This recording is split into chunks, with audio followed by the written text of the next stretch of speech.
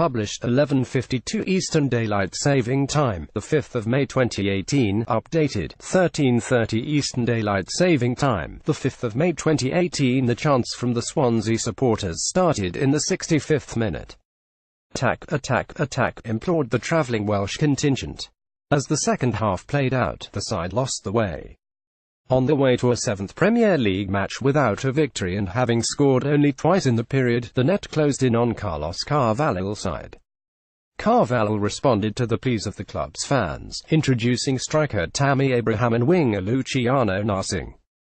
Ryan Fraser gave Bournemouth a deserved lead at the Vitality Stadium against Swansea on 37 minutes after a free kick. Fraser's effort from the edge of the area deflected off a Swansea player and deceived Łukasz Fabianski in the Swans' goal. Fraser is congratulated after putting Bournemouth in front as Swansea continue to scrap for the league survival, yet this is a poor Swansea side, and as the desperation grew, the angst only exacerbated their limitations. It was Bournemouth, who won courtesy of Ryan Fraser's first-half goal, who continued to create the better opportunities, picking off the visitors on the counter-attack and seeing the game out to guarantee their own survival and ensure a fourth consecutive Premier League season under Eddie Howe. "It is relief," Howe said. "It gets harder every year to do it.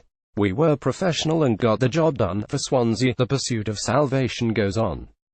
When the pressure grew, they were inhibited rather than emboldened. After 10 strikes on goal during the first 50 minutes, they did not carve an opening in the final half hour, and that does not bode well for two crucial upcoming home games against Southampton and Stoke this week. Their future remains in their own hands, but those hands are shaking and fingernails are being chewed."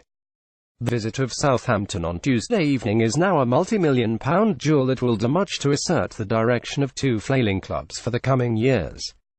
Carvalhal remained defiant. "When I arrived, if I'd said I expect it will be 2 games to go and we can still stay in the Premier League, you would not have believed. We have 2 home games. So let's do it."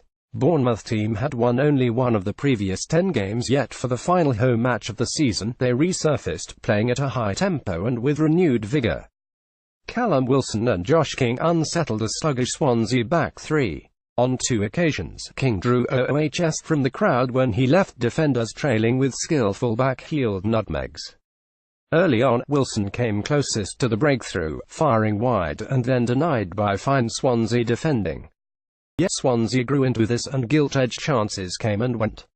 Mike van der Hoorn shot instinctively and Asmir Begovic made a terrific reflex save with his feet. He was then straight back up, using his body to deny Nathan Dyer. Swansea chances continued to come. Andre Ayew held off Steve Cook, whipping in a left-footed cross, and Martin Olsson dived in but headed over. Callum Wilson came close in the early stages to putting Bournemouth ahead against Swansea in the May sunshine. Wilson seemed certain to finish a low cross from close range, however Federico Fernandez was able to deny the attacker. Wilson missed another glorious chance in the first half, skying over the bar from a cross by strike partner Joshua Kingfin. The goal came for Bournemouth towards the end of the first half. Swansea were unfortunate. A free kick on the edge of the box was cleverly decoyed, as Andrew Sermon passed across to Fraser, who side-footed powerfully towards goal. The strike was sweet, but goalkeeper Łukasz Fabianski was deceived by a deflection off the head of his own defender Alfie Mawson. Swansea should have hit back, as silky interplay between the Ayew brothers saw Andre Ayew release Jordan Ayew, but the younger sibling shanked his effort wildly off target. It was a golden opportunity, and Carvalhal shook his head and scuffed the turf in frustration. As Swansea poured forward, only Bournemouth's inadequacies in front of goal spared further damage. Fraser led the charge once more, releasing King, who slid the ball across goal, and Wilson looked set to tap in.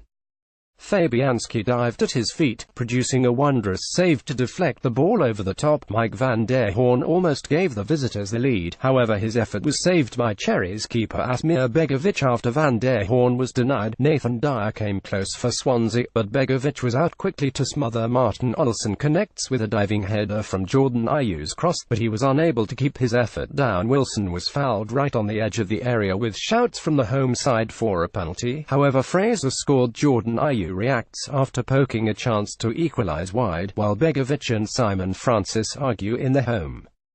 defence. The clash between the Bournemouth keeper and captain got quite fierce, with Steve Cook having to intervene. Skillful Bournemouth forward King battles for the ball against Swansea wing-back Connor Roberts unable to keep the ball in play in the opening stages of the second half. Soon after, he was replaced by Tammy Abraham. Nathan Ake came close for Bournemouth in the second half, but his header was saved well by Fabianski. Wilson had one more opportunity to finally get himself on the score sheet, but he was out of luck again as it was saved. Swansea manager Carlos Carvalho looks pensive as his side trailed Bournemouth in the bid to avoid relegation.